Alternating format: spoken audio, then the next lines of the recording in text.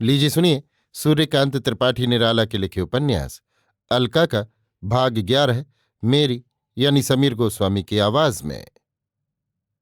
अलका पिता के सुख कर व्रंत पर प्रस्फुट कली सी कल्पना के समीर से अपनी ही हद में हिल रही है।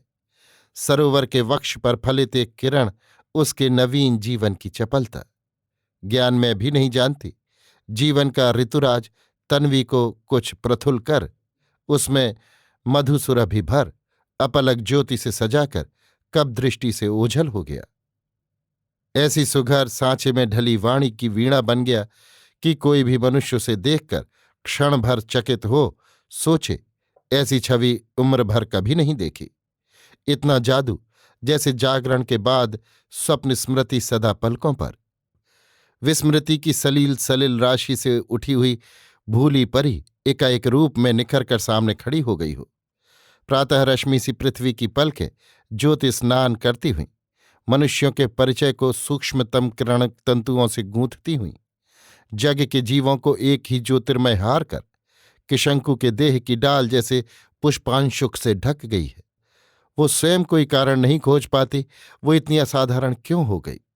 पिता के पास कुछ भी ऐसे विलास वाले उपकरण नहीं जो अपना भिन्न भिन्न आभरण नाम धारण कर खौलते हुए दूध की तरह उफानों से अपनी विशालता का परिचय देते रहें और मनुष्यता के पात्र को ही छाप कर छलक जाएं। फिर भी न जाने वो कौन सी शक्ति उस साधारण बगीचे की कली को भी बादशाहजादियों की नजर वाली कली की तरह उभाड़ उभाड़ कर चटकने के लिए विवश कर रही है। प्रति अंग पर कितना उच्छ्वास, कितना हास, कितना विलास। पिता उसके अज्ञान के भीतर से निकलते हुए दार्शनिक सूत्रों का अपूर्व चमत्कार देख प्रमाण पा चकित होकर ज्ञान की हद में निर्वाक बंधे रह जाते हैं। खुलकर उसे कुछ नहीं कह सकते। वो सबको समान स्वातंत्र उपभोग के लिए देते आए हैं, ये उनका स्वभाव है। इसलिए अलका के उस विकास पर उन्होंने दबाव नहीं डाला। धीरे धीरे 1 साल पार हो गया, पर विजय की खबर न मिली। अलका को ऐसा दिन नहीं जाता जब एक बार अपने अंतरतम प्रदेश में पिता की आंख बचा चुपचाप अपने अदेख पति से वार्तालाप न करती हो। कितनी शक्ति वो मौन तन्मयता प्रियतम के हृदय में भर देती है, किसी दार्शनिक को क्या मालूम। किस प्रकार बार बार विजय अपने कार्य के लिए एक अपराजिता प्राणों की पूर्ण शक्ति का प्रवाह प्राप्त करता। जहां से वो आती है वहां उस तपस्या, शांति, जीवन की चिरसंगनी की ओर उसे न फेर कर दूसरी ओर लोक कल्याण के लिए किस तरह फेरता है, इसकी दार्शनिक व्याख्या करने में कौन समर्थ है।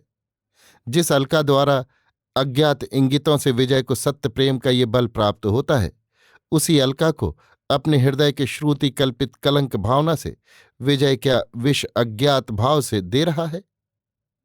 यदि इसका फल अलका के भविष्य जीवन में विपरीत हो तो क्या विजय सोच सकता है कि उसे सत्य से असत्य के मार्ग पर ले चलने का सबसे अधिक उत्तरदायित्व विजय का ही था।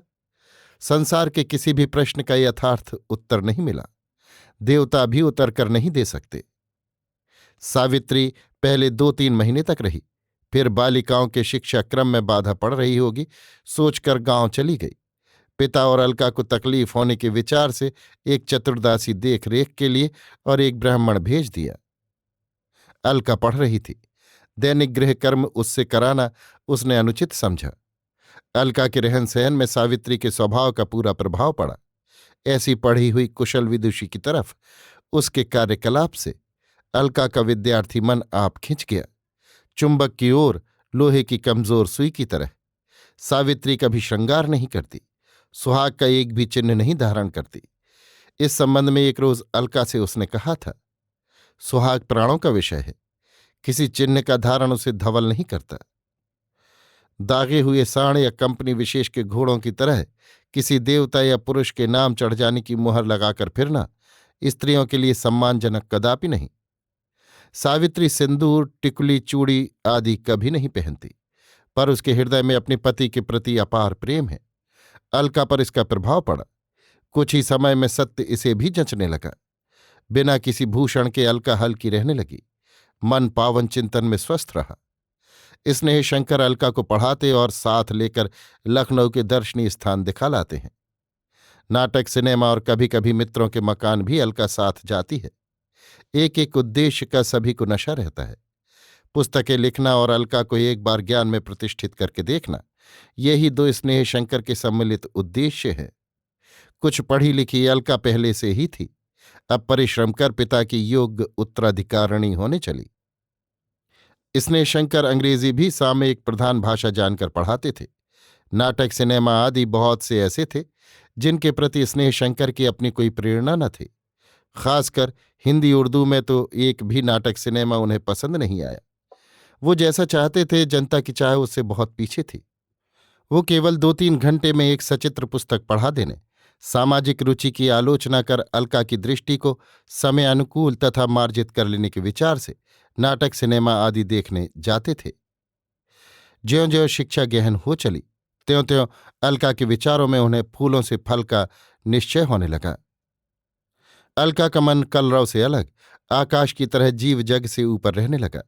स्वभाव में गंभीर रहने वाले अपने अज्ञान को ही ओढ़कर गहन बन जाते हैं, इसकी व्याख्या वो पिता से सुन चुकी थी और उनके कितने ही मित्रों को मिलते समय ज्ञान गंभीर बनते देखकर मन ही मन हंस चुकी थी।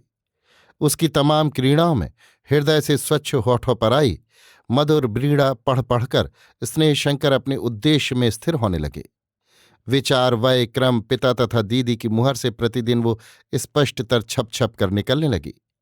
बाल्य का खोया चापल्य उस खुले बालों वाली नग्न पद अमल अलका पर चित्रराज्य राजा की पुनः अधिकार प्राप्ति जैसे प्रतिष्ठित होने लगा। विद्यार्थिनी पर तारुण्य की सब निर्दोष प्रचलित क्रीड़ा प्रथाएं प्रभाव छोड़ अपनी तरफ खींचकर लिप्त करने लगीं।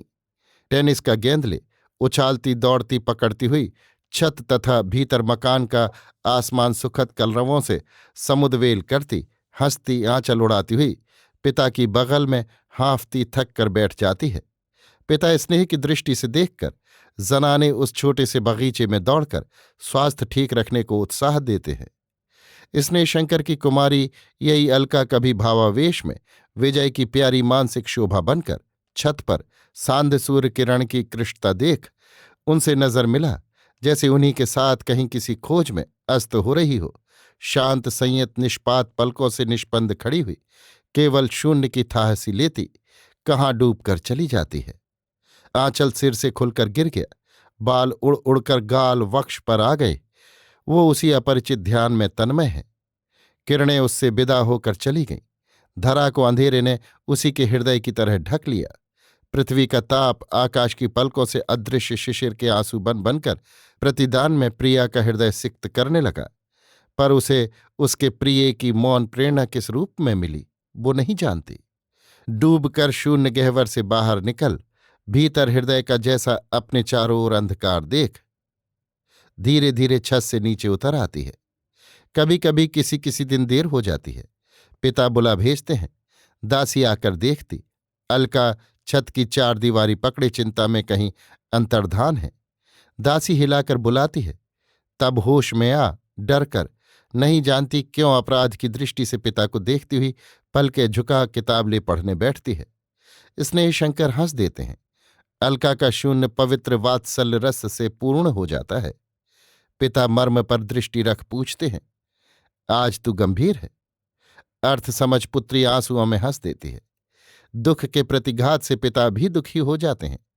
अलका स्वभावतः दुख से मुक्ति पाती नतमस्तक धीरे धीरे पढ़ने लगती है। इस प्रकार अपने स्वभाव को बार बार भूलती, बार बार याद करती हुई 1 साल पार कर गई। पिता उस सरिता की प्रवाह गति का पूरा परिचय रखते हैं। वो उसे उसी के पति की ओर लिए जा रहे हैं, जहां अपार तृप्ति का सागर है, जो उसके पति का बृहत रूप है, जहां चिंता का प्रवाह ही चुक गया है, भोग की इच्छा वाले मिलन का दुख नहीं। वहीं से उससे उसकी बहनों के लिए सबसे बड़ा त्याग कराएंगे। ये उनका आदर्श है, इसी की पूरी तैयारी उनकी शिक्षा। संस्कार वाले सुहाग पर कुछ दूर तक सोचकर स्नेह शंकर अभी कुछ नहीं कहते।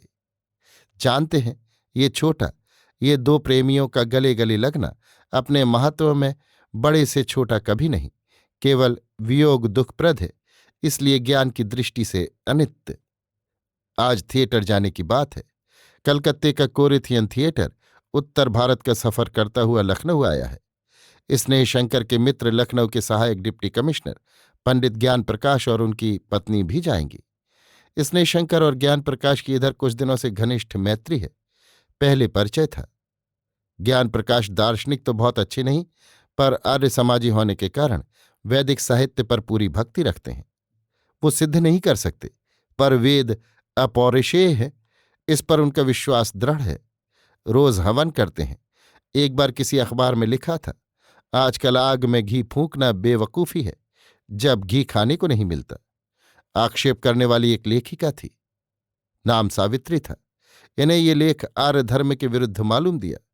अपने सिद्धांत की रक्षा के लिए इन्होंने वेद तथा गीता की आवृत्तियों से सिद्ध किया कि मेघ बिना हवन किए जल नहीं बरसा सकते। हवन छोड़कर ही अधिकांश लोग अनार्य हो गए हैं। फिर लेखिका के सावित्री नाम पर भी इन्होंने प्रक्षेप किए।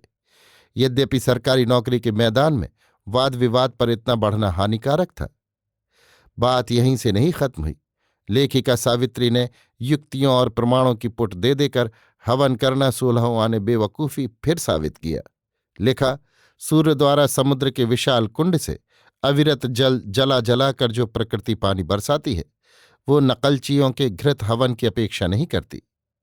जहां मनो घी बेवकूफी में जलता हो, वहां आर्य निसंदेह अनार्य हो गए हैं।